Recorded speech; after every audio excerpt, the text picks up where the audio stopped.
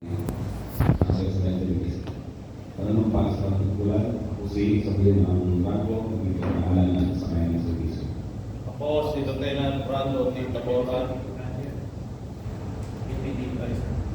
Ay hinirang bilang isang pinunong langkawal Ay hinirang bilang isang pinunong langkawal ng hukom sa Katang Lakas ng Pilipinas. ng hukom sa Tatahan Lakas ng Pilipinas.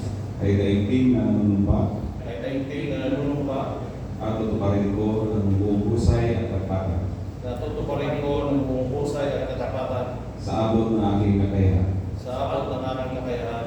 Ang mga tungkulin ng aking kasalukuyang katungkulan, Mga tungkulin ng aking kasalukuyang katungkulan, itataguyod at ipagtatanggol ko itataguyod at ipagtatanggol ko ang saligang batas ng Pilipinas. ang saligang batas ng Pilipinas. Ako'y tunay na mananalig at tatalima rito. Ako'y tunay na mananalig at tatalima rito.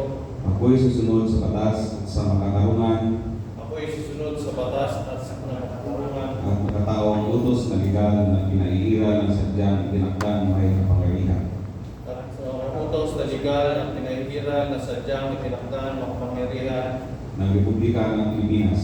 ng Republika ng Pilipinas. Kusa kong babalikatin ang pananagutang ito Kusa kong babalikatin ang mga pananagutan ito na walang anumang pasubali o hangaring umiwas. na walang anumang pasubali o hangaring umiwas.